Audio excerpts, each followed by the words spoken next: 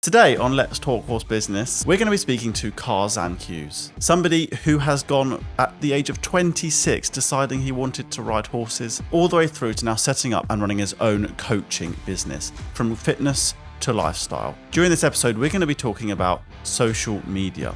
We're going to cover how he found his leads and how he grew the business from not even having ridden at 26 to now being able to serve many, many thousands of people through social media and his platforms. So here we are, Karzan Hughes.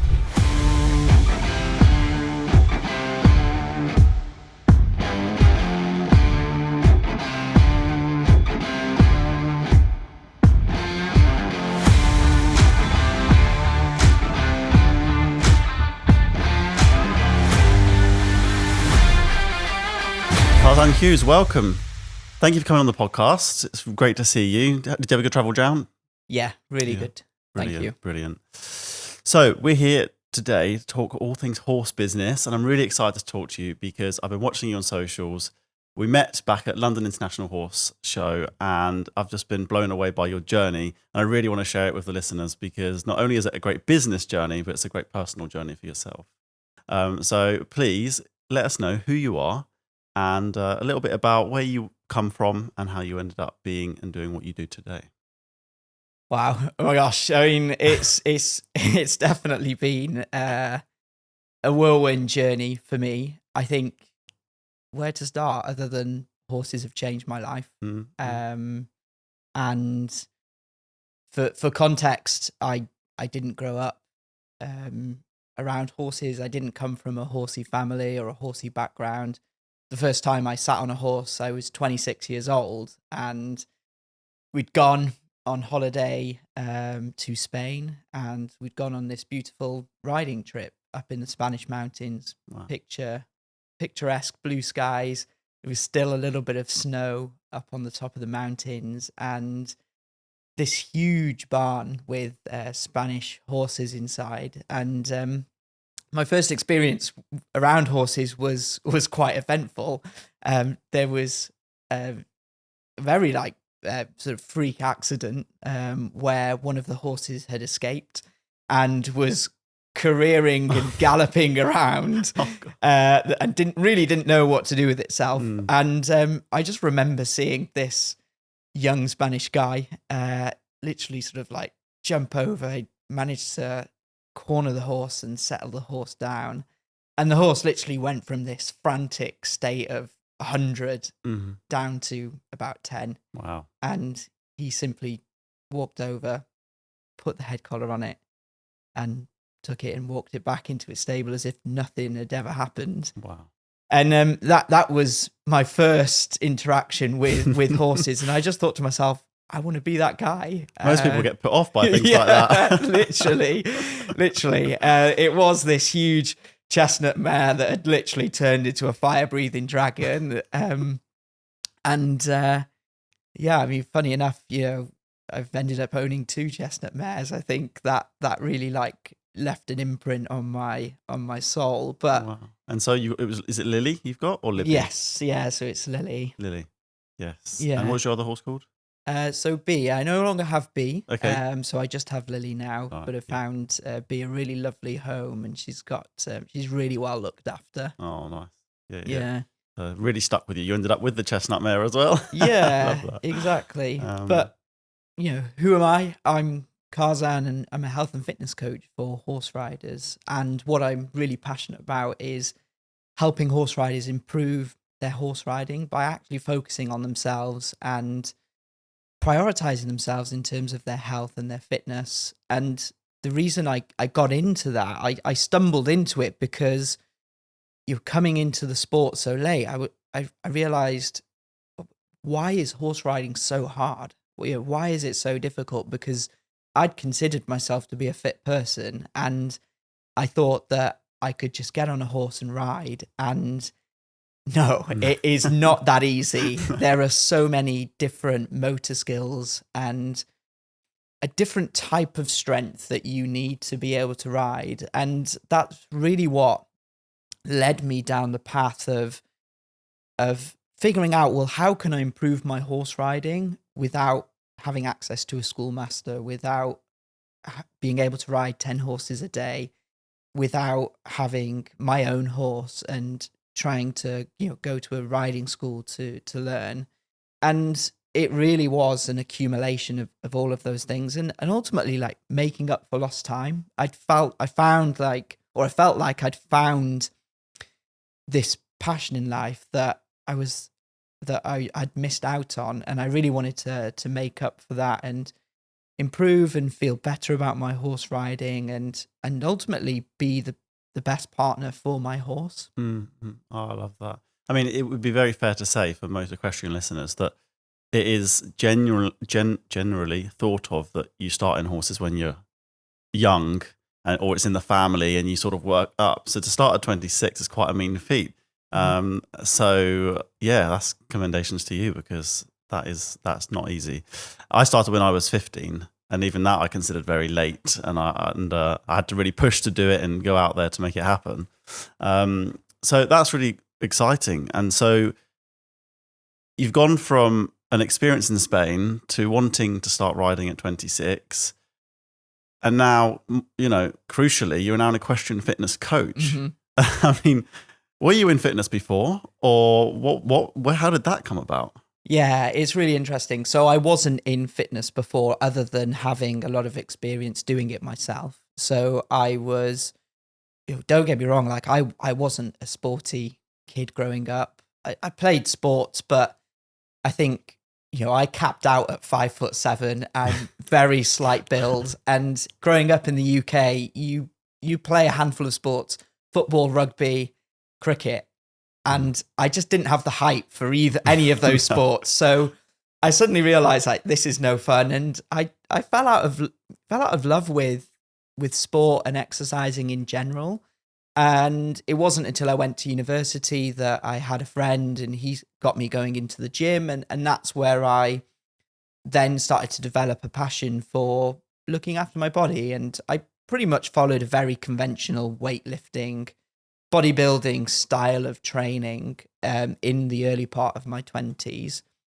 And I fitted all of that in around my academic, my own career. So by background, I'm an orthoptist, and an orthoptist is somebody who specialized in eye movement disorders and vision.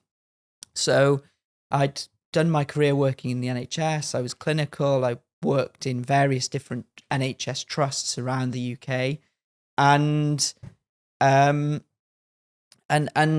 basically my, and then I had the horse riding experience. And that really then switched on this new passion. And I then decided that I wanted to help people to improve their horse riding by figuring out or showing them, some of the processes that I'd been through myself. And I kind of fell into that. So I was literally documenting my journey on social media. Mm-hmm. And it was literally, Karzan, the beginner rider, the beginner guy who's figuring this stuff out. And eventually more and more people were like, Karzan, what are you doing? Can you help me? I saw this exercise that you were doing.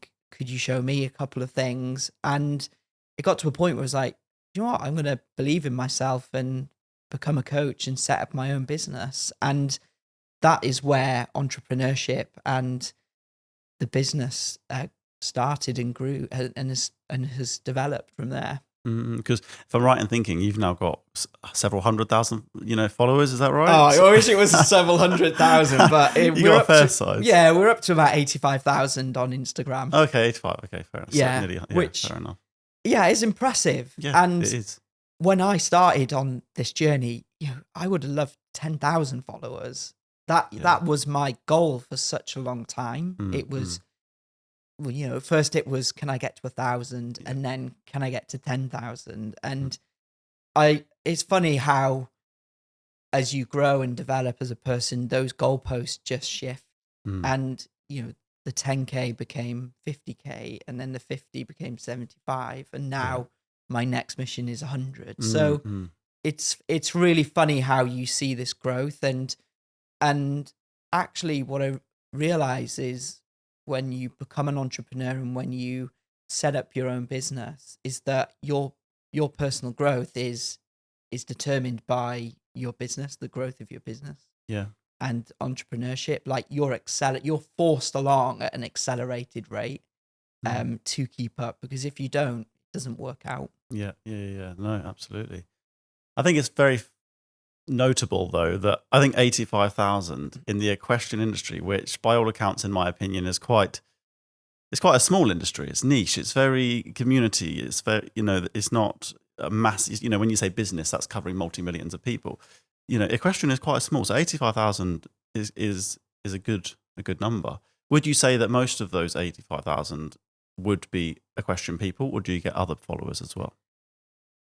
Yeah, good question. I think on the whole, the majority of that audience are equestrian, whether they're currently riding or not riding. I think they have a passion for horses and probably a passion for health and fitness and well-being ultimately, because I'm really passionate about that. I think the fitness is the glamorous, sexy side of people's health that is showcased on social media, and it's something very tangible as well. If you start exercising, you see results, and you can see those results.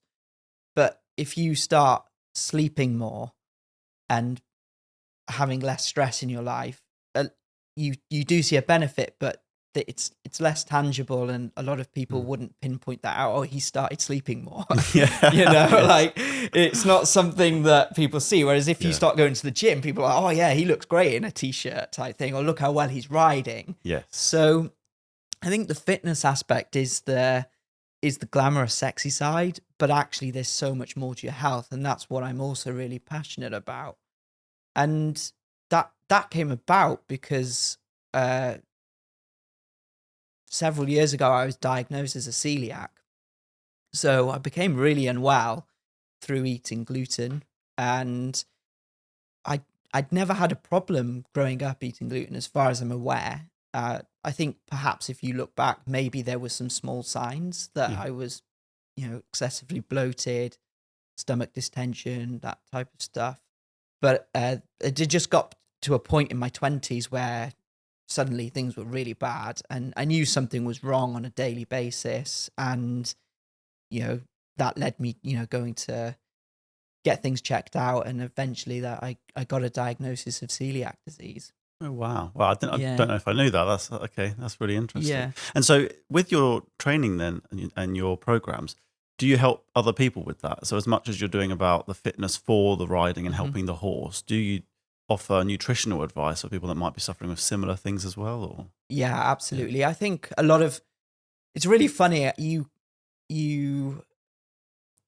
You find your tribe, and I think a lot of the clients that I work with will relate to some aspect of my journey or my story, and I help a lot of clients with their nutrition. So I work with riders to help them with better body composition, help them take control of their weight, go through weight loss transformation or a weight loss journey.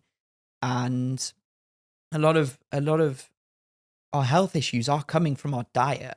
That is the main part of it. You can't out-train a bad diet. And a lot of people aren't aware of the impact of eating ultra-processed foods and not eating enough whole foods, not prioritizing their protein or getting protein early enough or high enough in their daily intake, not eating enough fiber, not being intuitive with the foods they eat. So a lot of people have these small micro intolerances or intolerances to food groups, but not being in tune with that enough to be like, oh, actually, when I eat soy or when I eat eggs, I suddenly, I notice that I start to get a bit bloated or I feel sluggish and that type of thing. So I'm really passionate about working with my clients to help them through those things as well as the fitness. Wow. Okay. I think I've been on my own journey. I met you back in December at the Royal International Horse Show. You had your own stand. You were showcasing some of the movements. You had was it Bosu ball, and various other things there. And it was from then I then followed you on social media because I didn't know about you beforehand. And I really took from you about the dieting, because not dieting, you were sharing what you were eating every day. your breakfast cereals with it was fruit and yogurt and various other things. And whilst I'm not in your coaching program, I'm not trying to sell it for you, but watching what you were doing really did inspire me. And in the end, I took a leap, and I was already doing fitness bits and pieces, running. I'm trying to plan a marathon at the moment. But the biggest change to my body has been cutting out sugar to a degree, but changing the diet to a much more sustainable, diet, a bit like yourself, yogurt, high protein food. And so what I'm trying to say is I'm really advocate for that. You can't out-train a diet. I think that's a fantastic quote that you've added in there. Okay, so let's talk a little bit about how you ended up being a businessman, if you don't mind. So you've said you worked in the NHS, so, public service. And then you ended up in business, but I didn't really see anywhere that transition happened. Was that something within yourself, or did you go through a process? Did you have to get education? How did you go from that to knowing how to go into a business? Wow. I think you're absolutely right. I was conditioned to find a safe career, and I've always wanted to help people, which is why I went down the healthcare route. And growing up, it was very much like you do well in school, you get your GCSEs, you do your A levels, you go to university, you get a degree, and you stay in that career and you work your way up. And to an extent, I've done that. I became a lecturer at a university, and I did that reasonably quickly. And so that was my career path. And I think what I wanted to create as well was I wanted to share what I was doing because I understand the impact it has on people. But I also wanted to create more freedom in my life. And entrepreneurship isn't for everybody, that's for sure, because it's damn hard. It's damn hard. I think the change that you have to undergo yourself is huge. And it means letting go of a lot of limiting beliefs. I had a lot of limiting beliefs around, money and work, and all of that comes from being in public sector, working in the NHS, and, you have to work hard to be successful. Well, actually, yes, you do have to work hard, but it's also working efficiently and working smartly. And I think I don't really know what triggered it, other than the fact that I was going through some difficult personal circumstances at the time, but just realizing that I'm ready for something more. And that's really hard to pinpoint down, but I think it literally was just being fed up with the status quo and being like, no, I there's more in me here to give, and I need to figure out what it is. And I started, Googling some things, and then you suddenly start seeing Facebook ads pop up of different mentors. And I found a mentor that was offering free training. And from then the free training, I started to figure things out from there. So then I did my qualifications.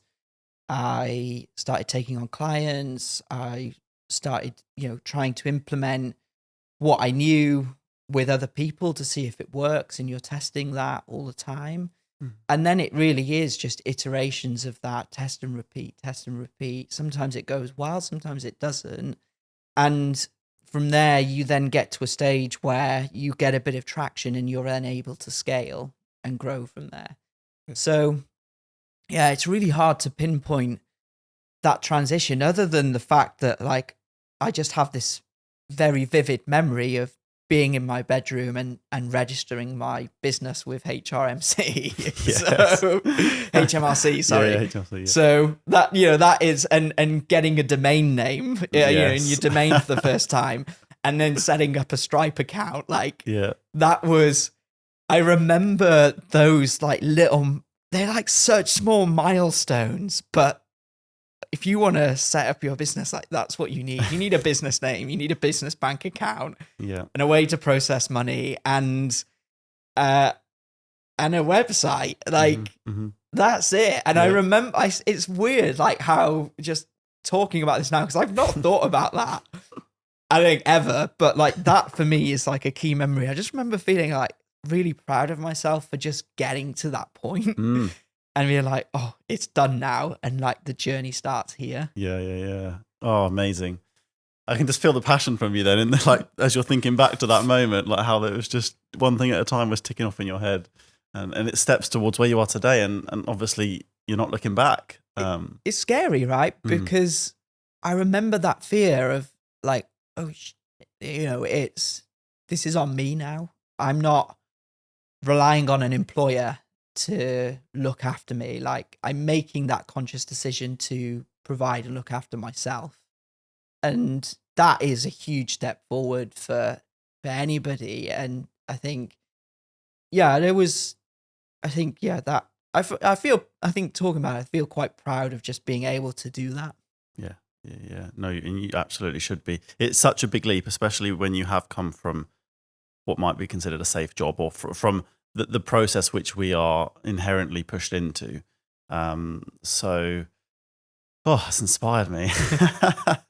It's inspired me. So, okay. So let's make this equestrian related. So, if there's someone listening today, and they are in the equestrian industry, they're riding horses, but they're not making enough money. So they're trying to think of ideas, but perhaps they're being told that you can't make money in the equestrian world.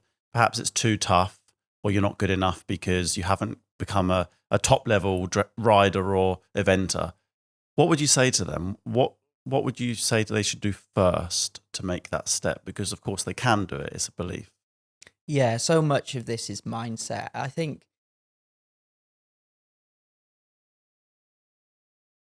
you have to always give value. If you can give value and you can help somebody, people will take notice and listen. And that's always been my underlying philosophy. It's like give value, give value, give value. And that it has to be something that somebody wants. And so, there are all these like beliefs about there's no money in the equestrian industry. Everybody's tight in the equestrian industry. We're going through a recession, or there's a cost of living crisis, or people aren't spending as much anymore. Yes, that's happening. And I don't want to dismiss, what other people are going through. But at the same time, like there is still a lot out there. And people are still very happy to spend money and invest in themselves or invest in their horses. And you can absolutely, make a really good career or make a living or a successful business out of it. But you have to always come back to provide value. And so you have to know, well, what are you good at doing? And it has to come easy and naturally to you as well. I think, for me, like my health is important to me. It's one of my core values. So for me to be exercising and eat well and to try and sleep well, to reduce my stress, to spend time outdoors, and help people through all of those things. I love that. So it's natural, it's easy to me, and I have those skills and that I can give to people.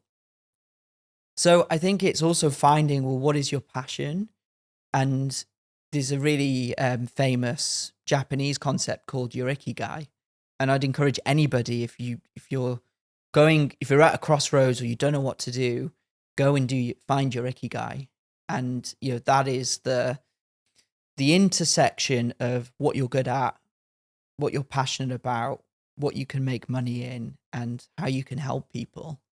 And if you can find the intersection of all of those points, I think you're onto a winner. I love that. I've never heard of that. What's it called? Ikigai. Ikigai. Yeah. Okay. I need to make note of that. It's something that I do a little bit of life coaching with my clients. So, I think if you can tap into your purpose, you're always going to follow something through and see it through longer term. Yeah. And you're able to ride out those waves of low motivation, when you feel like you are at a loss, or you feel defeated, or you hit a setback, because you know what your ikigai is, and that is constant. It's like your North Star. It's always putting you back in that direction. And the road might wind off, and it might go down a little track, and you might realize, I've gone down the wrong way, but you're always heading towards that right place. Yeah. Fantastic. Wow, there's a lot of value in here. That's really brilliant. I've got a few things I want to go and do now. Okay. So let's just pick up on another part of your business, if you don't mind. We know very much what you do and where you've come from. So you've set up your business, which is something which I'm looking to be helping people with in the future. So that's fantastic. And then you've got the belief you can do this. But what do you do next? Where do you find a client? How would you market to those? Who are they? How do you know who they are? What's your thoughts on that? So my strategy has largely been organic social media marketing. Organic, meaning I'm making the content myself, and it's bringing people in organically, naturally, because they see the value that you're giving, and they think, you know what, Karzan's interesting, or Karzan has something to teach me, and I'm going to follow him. So that has been my strategy. I think a lot of people get scared about social media, and it's a place where you got to toughen up. Like, I've had so much hate, negative comments. It comes with the territory, and there's people say some pretty nasty stuff online because they're hidden behind a phone or a keyboard or whatever. And I think you have to then realize that quite a lot of the time, like, this isn't actually about you, it's about them, and it's just a projection of themselves. And so you do have to toughen up. But I think social media is incredible because you can reach such a wide and vast audience just by sharing what you know. And that's how I've scaled or grown to 85,000 followers, just by sharing reels, sharing posts, snippets of value. And that reaches people all across the globe, from west coast of USA and California to east coast of New Zealand and Australia. It's incredible how far you can reach people without having to pay a single penny into it. The only thing you pay for is your time and your sanity. Yes. And social media is an absolute beast because it forces you to constantly play the game. It's a game that never ends. Like, the moment you stop posting on social media, I wouldn't say that you're irrelevant, but very quickly you fall out of people's front of mind. Like, you're not at people's forefront anymore. And so you see it happening all the time. People take a break on social media and then they suddenly post again, and you're like, wait a minute, where has this person gone? Yes. And you hadn't realized that they disappeared from your feed or from your life, and then suddenly they pop back up, and you're like, oh, wait a minute, like, what's gone on? And you click on their profile and you go back to see when they'd last posted, and you realize, oh yeah, it was 6 months ago. It's like, heck, like, I hadn't even noticed. What's this person been doing in that time? What have they gone through? So social media requires you to constantly be in that game to play. And so posting regularly with value is an important aspect of growing an audience, and then ultimately finding people who want to work with you. So that is literally how I find nearly all my clients find me. Really, to be honest, they find me just through the content that I put out. And yeah, it's pretty cool, really, how it works. I've been trying to play with social media lately.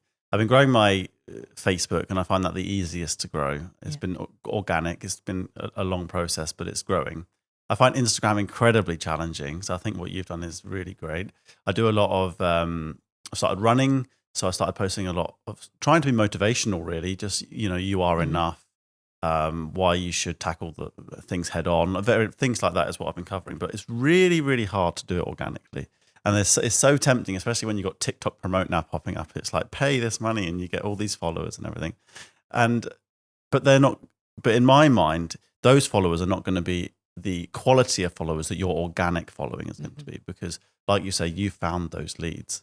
They found you just simply by what they've searched for on Instagram or recently looked at, and then they're engaging with you. So that's a really, really powerful part of social media. Have you got any tips for anyone on social media? I'm asking personally now. Yeah. Because I'm posting all sorts of different things to see what works and what doesn't, but it's still taking time to get there. So what tips would you have? Yeah, there's definitely a right way and a wrong way of doing it. And, if you're posting consistently and you're giving value, but it's not resonating with an audience, then something's probably not right. Like you also have to be prepared to say, this isn't working and I need to pivot and, close doors. Like opening doors and closing doors is just as important as opening doors. So I think always provide value front end, and value is subjective.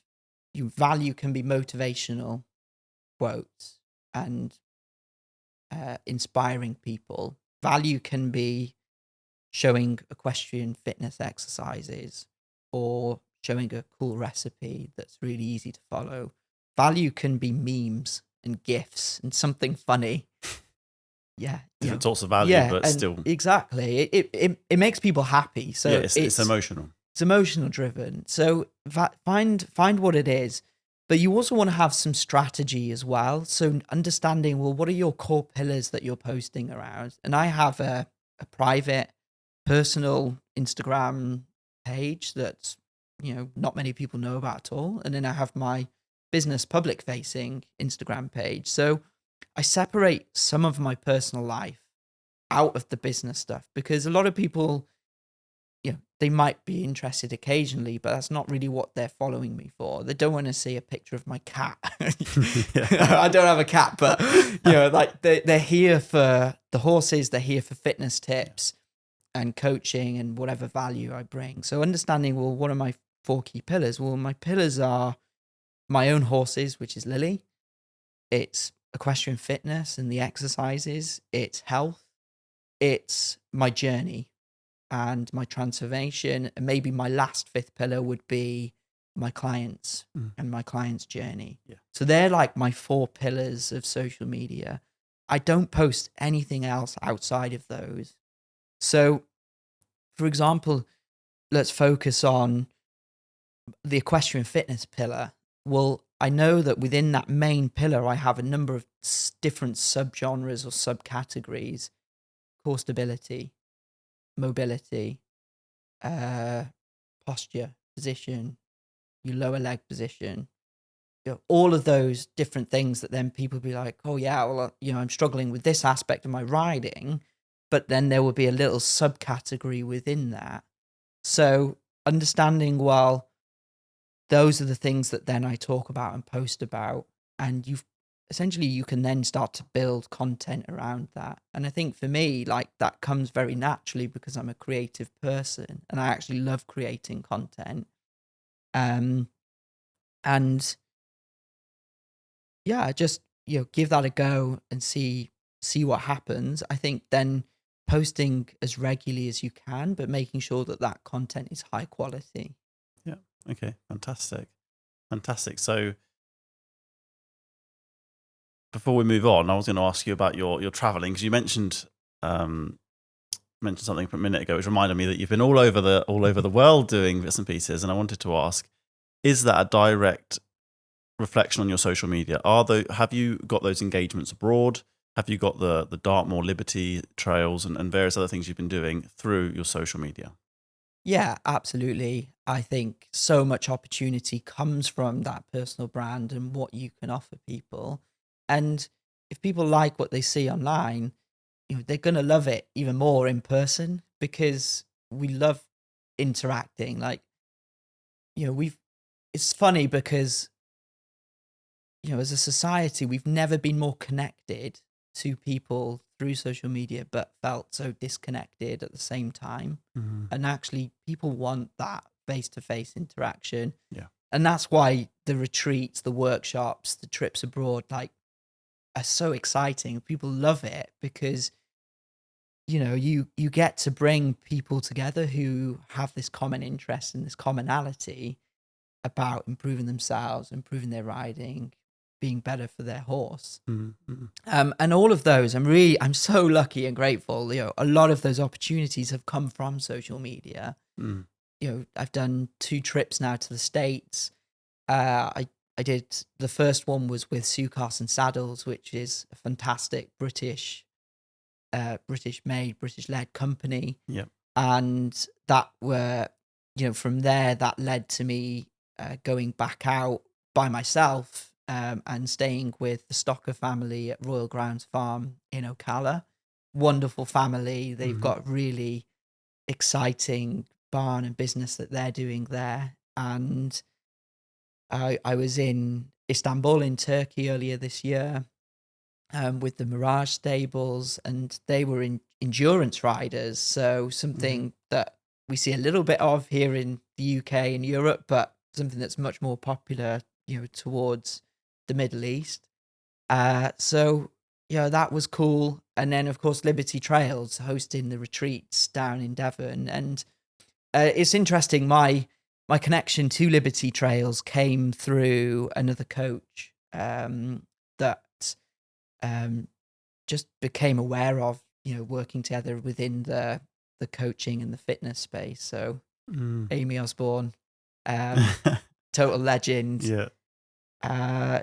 Just sort of said, do you want to, reached out and said, got this idea, do you want to hear about it? And it's funny, like, I was sat at my desk on a Zoom call, and I have a vision board, and, on there is like my, pictures of retreats and that type of thing. And I was just like, when she pitched the idea, I was like, oh my gosh, yes. Like, that's like, this is what I've been working towards for so long, and it's like slowly starting to come true. Oh, I love that. And so when you went out to Istanbul, though, was that helping people with their fitness journey? Was that what you were doing out there? Yeah, that was a weekend workshop, rider fitness workshop. Okay.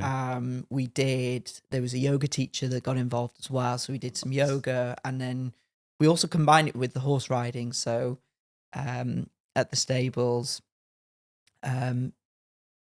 working with like an equestrian coach with the riders on the horse, as well as doing the stuff off the horse. So looking at riders in terms of their position, their posture, their mobility, and then just kind of tailoring that weekend around them and to what the riders need individually. Yeah.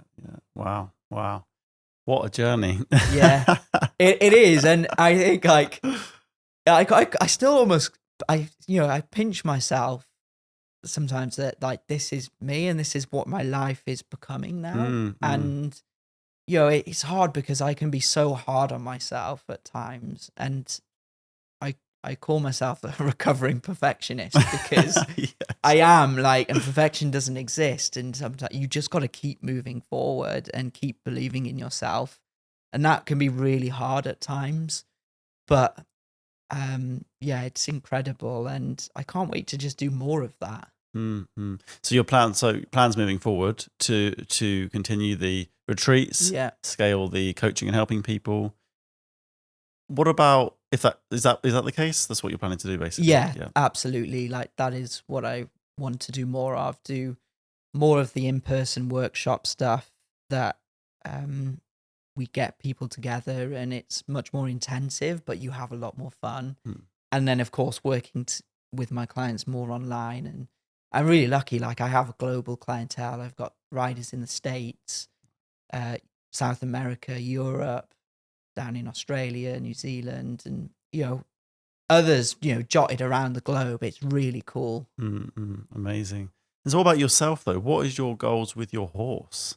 Because I know you're obviously training hard, improving yourself for your horse. That's the whole program.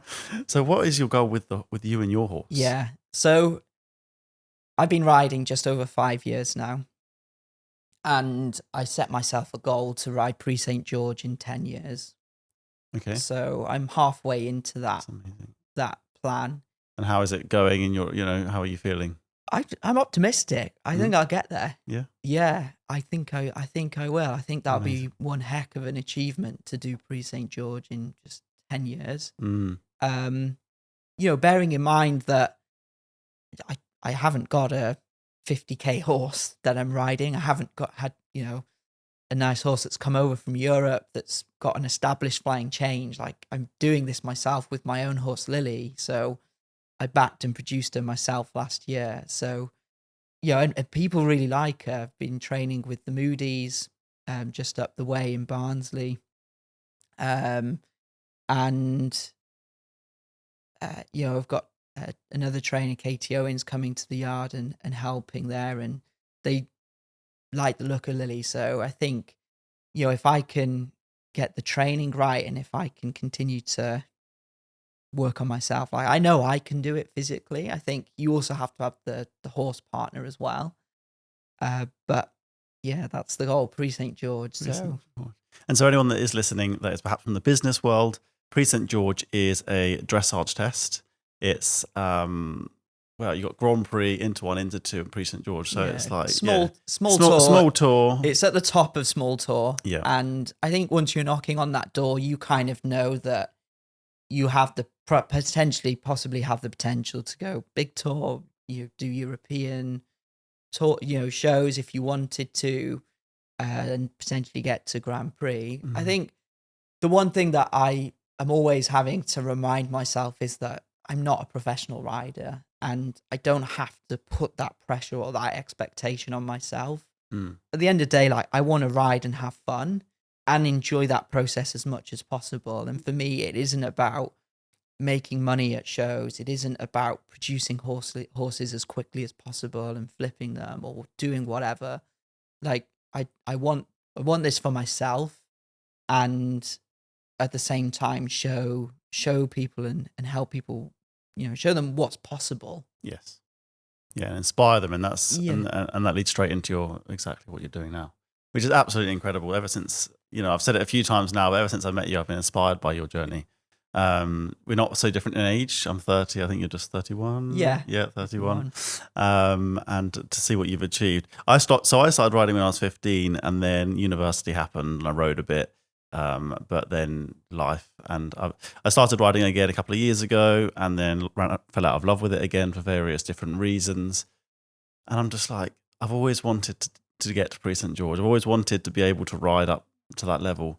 And I always wonder, I'm always saying to myself, when I'm ready, when I've got the time, when I've got the money. And I love that you've gone out there, built a business and a brand that helps you sustain that goal. And also you're documenting it and inspiring others. So it's incredible.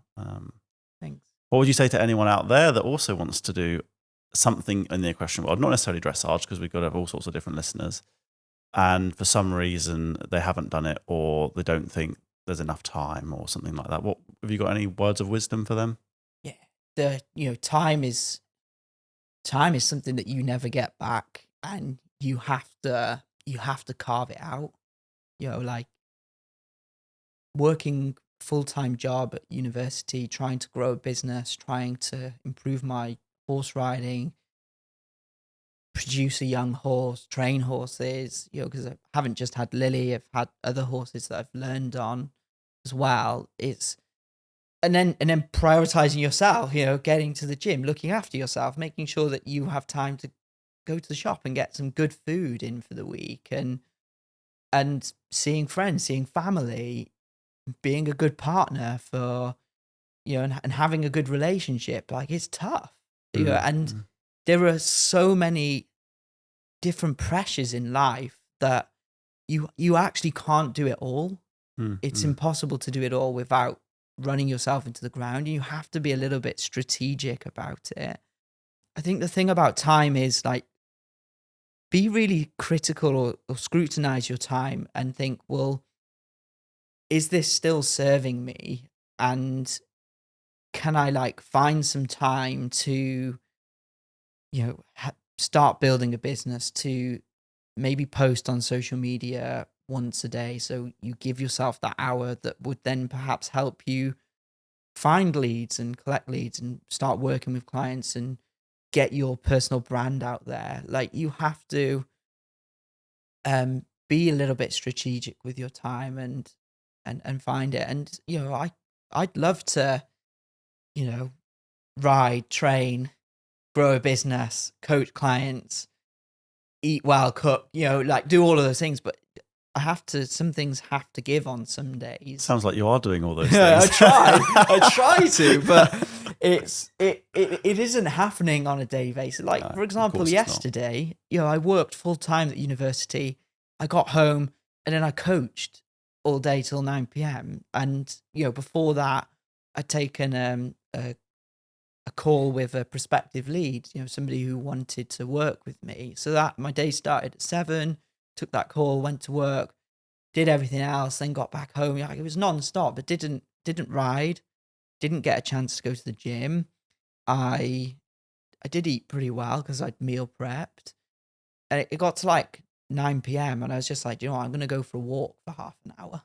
And that was kind of, my time to be like, well, can I do like the bare minimum? What's the bare minimum that I can do just to keep things going in the right direction? That is incredibly humbling to hear from yourself, because I, like you, do various different things, and I put so much pressure on myself to get it all done. But quite frankly, you can't do it all. And I spend a lot of time beating myself up, trying to, be perfect with everything. Mm. I started doing an hour's run every day plus a gym session, then trying to fit in all the horse transport I was doing, let alone all the property maintenance and management I have to do, and various other things. And I do find myself getting to an evening, beating myself up for what I haven't done. But then I have to take stock and go, right, what did I do and what will be okay to wait till tomorrow? And, fitness is really important, but I have found my balance is by eating so much better. If I do miss a day running, I do miss a day at the gym, it's not so much the end of the world. Yeah. And it's just finding a balance, as with everything. So it's great to hear from someone like yourself who's clearly doing a lot, that also happens for you. Yeah, and that's exactly how I feel. When you're maybe like an alpha personality, somebody who's like this go-getter. That's what I mean by like an alpha type, is like somebody who's constantly striving towards these things. You set yourself up to fail like every day, because you're like, well, I didn't achieve X, I didn't achieve Y, I didn't do this, didn't do that. And you feel shit about yourself. And you have to do the work to realize that actually, do you know what? I actually did a good job today and I did everything that I could do. Yeah. And yes, it wasn't my ideal perfect day, but I still can be proud of that. And I still made progress towards something. And, like you say, I think what I've realized is that, I've gone from training 5-6 days a week in my early 20s to maybe now only training 2 to 3 times a week, because life's so busy. But I'm actually fitter than ever, than I ever have been. And I think it's because you do get your body to a stage where it can kind of maintain itself on more of a minimum routine. But also you realize that there are other things that are impacting on your health as well. Like, getting a good night's sleep, making sure that you eat well. You realize that, if you get some of those things right, that just helps keep you on track. Yeah, no, absolutely. I think, and especially when you're acting in a reactive environment. So for myself, with horse transport, people are not booking weeks in advance, and I think it's slightly different to yourself, where your clients book in when you allow that to happen. But with the transport side particularly, I can get a call now and someone says it needs to get to the vets ASAP, and I've got to go and react to that. And I haven't quite yet got the systems and processes in place, because it's still a fledgling business. So it is giving yourself that room to breathe and go, hold on, look what you actually, by doing that job, look what you've achieved now, and how you're making steps forward. Who was that client? Where did they come from? How did they find me? And it's like there's so many other things to be grateful for as well. So that's a really good share. Thank you for that. I think, feeding into that is, when you're a maximist or a maximizer or an optimist, like you're always trying to add in more. And sometimes the key to better output is do less. And, for example, just going back to yesterday, like if I'd forced myself to go to the gym at 9:30 p.m., I would have done a session. I would have been wired because, the adrenaline's going, you've got the pump or whatever. I'd get back, you have a shower, whatever, refuel. You're not going to bed until later on. You'd then also probably, I wouldn't sleep well either because my brain's going, because of just the adrenaline from the workout. So then you have a terrible night's sleep. Yes. And that impacts then on today. Exactly. And that would impact on this podcast. And, Yes. I'd be yawning, I'd feel groggy. I wouldn't have the mental clarity, all of those things. And I think it's realizing, well, what works well for you. And we've got to be more in tune with our bodies and more in tune with our mind and our well-being. And that's what I'm really passionate as well about helping my clients with, And I think, another example of that is I intermittently fast. So I haven't eaten anything since 9 p.m. last night. And I feel great. I have good mental clarity. I feel like I can concentrate on this talk because I haven't, stuffed my face full of carbs and then had a huge sugar rush and a crash and then feel like I need to go and take a nap. Yeah. But it's being in tune with your body. But a lot of that comes from, being guided, I guess, to it and having people to teach you, but then also going through that journey yourself and realizing, right, let's see how we can, optimize performance. Yeah, no, absolutely. I think one thing I've definitely taken away from this year is being in tune with myself. I am notoriously in bed by 9. People find it crazy, but I'm usually asleep by 9.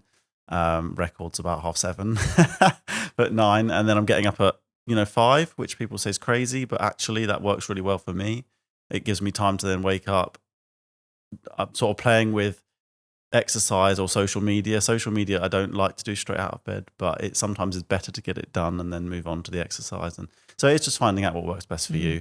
And I too have taken up the intermittent fasting. I find that so powerful. So, but I do it slightly differently. I finish eating at 4. And then I will eat breakfast at 7, 8 o'clock because that just seems to work better for me. Yeah. But yeah, again, it just brings that clarity to the morning, the focus, and you're ready to go. So yeah, I really resonate with that.